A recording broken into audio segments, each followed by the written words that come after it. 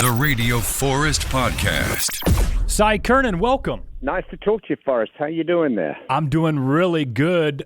I wanted to ask you a question at first about your style. You always look so good. Do you think that's the English, the Irish, or the French influence? Because it's not the American for sure. I think my mother always had a clean shirt hanging up for me. I think my mother was French. It probably comes from there. She was pretty particular about the way we dressed. Being famous throughout a couple of decades, if we look back, you look fine for the style of the time, but not so far ahead of the trend that it looks silly in 20 years. Does that make sense? That's got to be a tough thing to figure out. Yeah, well, for me, there's a fine line between style and fashion. Once you know your own style, you stick to it and you maybe improve on it, but you stick to a theme. Fashion, you can end up looking like a victim really quickly.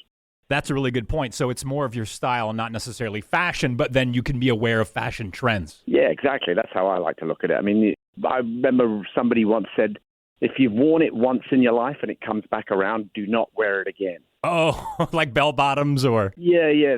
There's a style coming around again. Stay away from it. Like, can you imagine if we started wearing big shoulder pads now? I would love it, yeah. That'd be great. We're talking to Cy Curnin from the band The Fixx. They've got a brand new album, Every 5 Seconds. I know you guys played with Depeche Mode at least once in England in 1980. You guys shared the same bill. Yeah. Did you know keyboardist Andy Fletcher at all?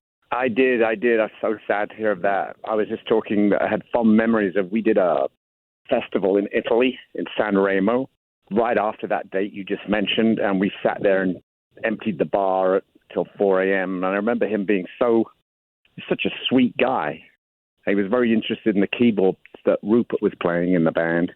And they were just enjoying their success and not pretentious in any way. There was a lot of pretension around that at time. A lot of bands were like, oh, you had half a hit and they thought they were the kings of England. But not those guys. They were really charming. My heart sunk to my knees when I heard that.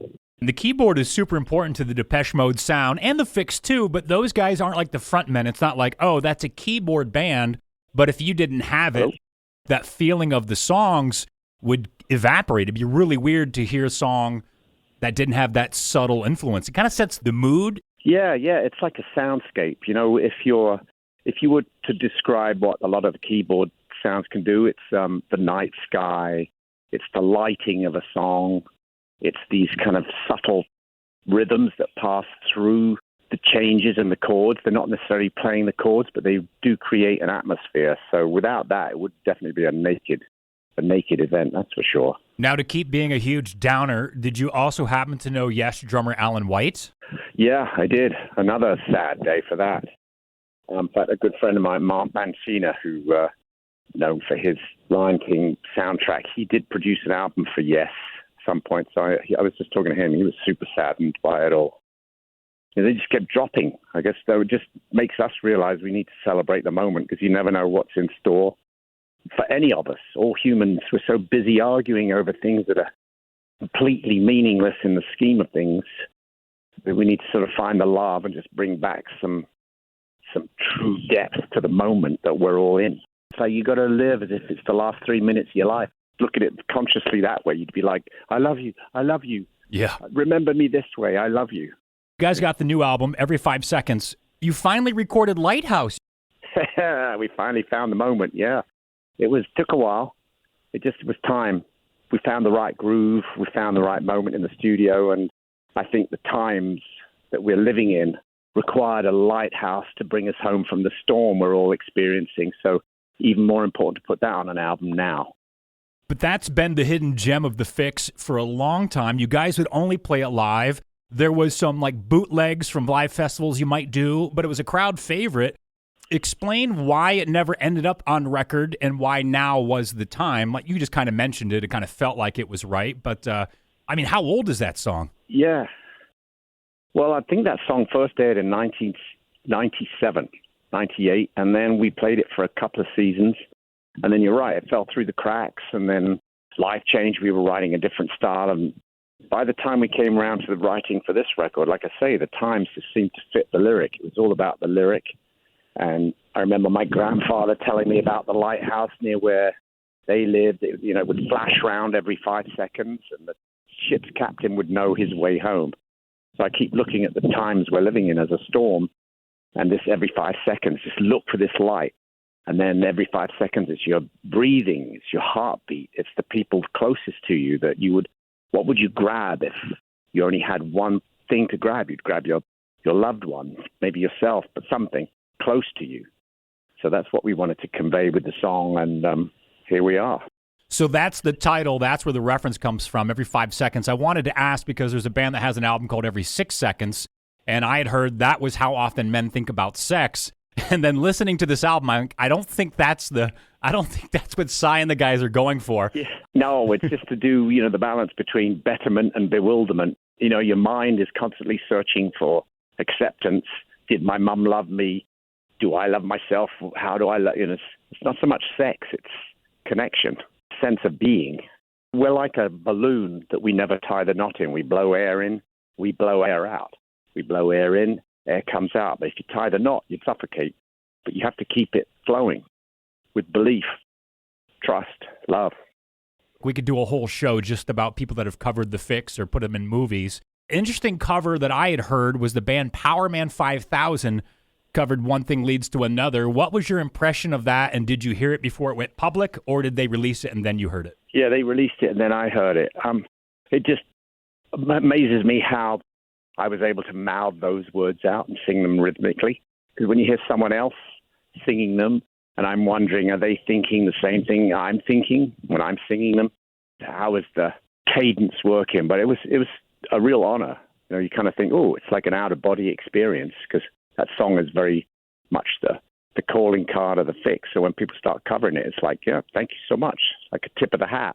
The video for One Thing Leads to Another, was that tunnel that you're in, was that constructed on set? Because I think at one point in the end it might open on the side, but for the longest time I thought maybe that was like a real tunnel, or was that fabricated on set, I guess is my question. Yeah, it was just fabricated on set by some worthy carpenters who just created a sort of I would say maybe a 25-yard tunnel diagonally across a hall.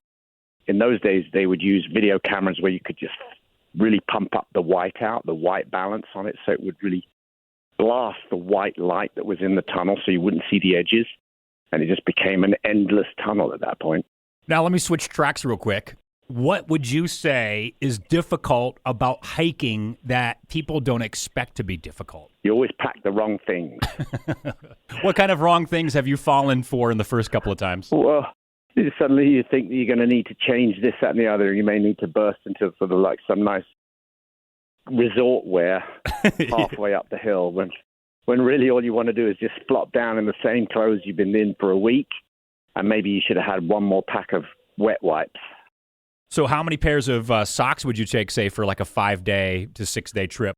Can you make one pair last, or do you have a new pair each day? Yeah, if you use wool socks, you can take one pair because they don't hold the moisture, so then they don't get stinky. And then you just hang them up and dry off. And then if you've got a pair of flip-flops hanging on the side of your bag, you put those in for the warm part of the day, and then you really like your socks when it gets cold. How did your music end up in Breaking Bad? Was that done by the management of the band, and you're like, sure, sounds good, I don't know what that is? Or was it more of a, wow, this is huge, yeah, we'd love to be a part of that? Yeah, I think that was the directors of the show were looking for various music throughout the series, and we were lucky enough to have that moment when they were in the car wash in Breaking Bad, and I thought it was quite apropos when they're trying to look for ways of stashing the cash, and we're singing Saved by Zero in the background. Yeah. The precursor to Ozark, in a way. You know what? It really does have that feel. I never put that together. The couple just growing with their own like small crime turns into this enormous crime, and it's like, what would you do with all this? You're ending up just covering the lie. They sort of fall into being criminals, and they're good people in the beginning of the show, and you sympathize with them, but at the end, they're so bad, you're like, I don't know if I could be that. Are these the anti-heroes? Yeah, exactly. Well, we all look at it because it's the temptation. We're all like, ooh, what would you do if you had more money? And what would you do for more money? And then, I didn't realize that my conscience would really be able to tolerate with so much deception. And then all of a sudden, you're like, I can't take it anymore. Your tour is kicking off pretty soon. Has the band gotten together for full-fledged practices and warm-ups yet, or how does that schedule look when you get ready to go out on the road again? Yeah, we're in rehearsals right now. I'm in London talking to you from London, and we've been in rehearsals for a couple of weeks. we break tonight, and then we start up rehearsing again in LA just to check that the gear's working and the last few production rehearsals, and off we go. How come the rehearsals are in England? Because I believe you live in California, right? Or do you have a place over there too? Yeah, no, I live in California, but the rest of the guys live here, so it's easier to get one guy to move to the rest of them for a longer extended period of time. Plus, I get to see my family. And then we all move over there. Everybody flies over to get over the jet lag a few days before the first date. And so it works best that way, really. Cy, we've got the new The Fixx album, the first one in about 10 years. But you had a solo release, like 2 years ago? Did those overlap at all, the new Fixx and your solo stuff? No, well, kind of, when I write songs, I know what is a Fixx song. When it just sort of, it feels like a Fixx song very early on. So there are some times when I'm writing a song that I think, oh, this is one I should finish for myself. I do enjoy putting a couple of solo releases out there. Didn't really overlap with the recording because I did it during the lockdown and we'd finished the recording for the Fixx by then. I just felt I wanted to get some traction, get these songs out of the house, as it were, and put them to work, because a song is nothing if people can't hear it. It's just, if a tree falls in the forest, no pun intended, yep, does it make a sound? Every 5 Seconds is not about sex. It's the new album from The Fixx. Lead singer Cy Curnin. Cy, appreciate it. Thanks for the call and good luck on the tour. Thank you very much, Forrest. I'll talk to you soon.